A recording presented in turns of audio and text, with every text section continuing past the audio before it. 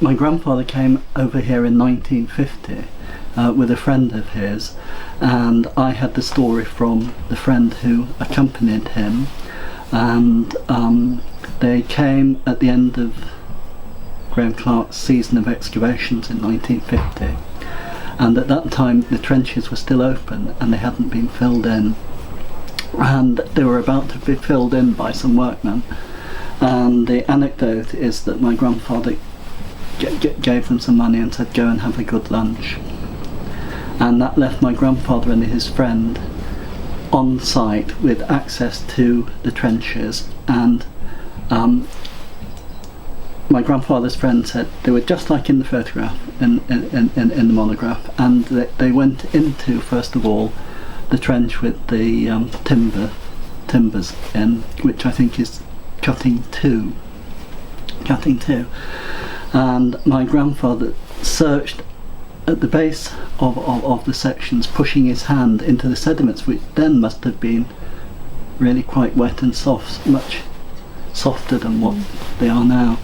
and immediately started finding things, and he was throwing these up onto the surface, onto the ground surface where his friend was collecting things up, and he found lithics, some work pieces of antler, a barbed point, and he felt a skull of a bear. He said there's a skull of a bear here, and it was embedded in sediment, and he couldn't get the bear skull, but he was able to bring out the left canine from the skull, which is presently amongst the material. All this material is now at the department at York, and my grandfather's friend, who was on the surface, had an asthma attack. Otherwise I think they would have got a lot more material. I think he was slightly apprehensive that maybe what they were doing wasn't entirely appropriate, but anyway, they took the material back to settle, and as far as I know, my grandfather just let it dry out very slowly, and it preserved, it didn't fall to pieces, and he put it on display in his museum in Settle, where it was displayed with Alan Sorrell's illustration of Star Carr, and this was part of his sequence because he had cave material from the Pennines, from the Settle area, so he had some late Paleolithic material, and this was his early Mesolithic display, and it was displayed there. It was very public, there was no secret about this. It was included in the Gazetteer of Mesolithic Finds, and there are some stories of other collectors getting material from Star Carr at this time. I've heard stories of people collecting birch bark rolls, and I had this material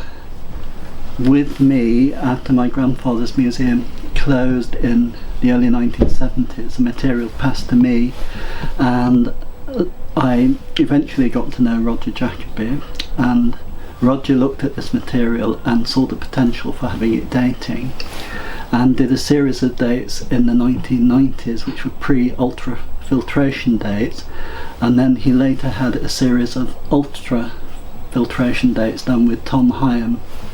and then eventually these results were published with Petra Dark. So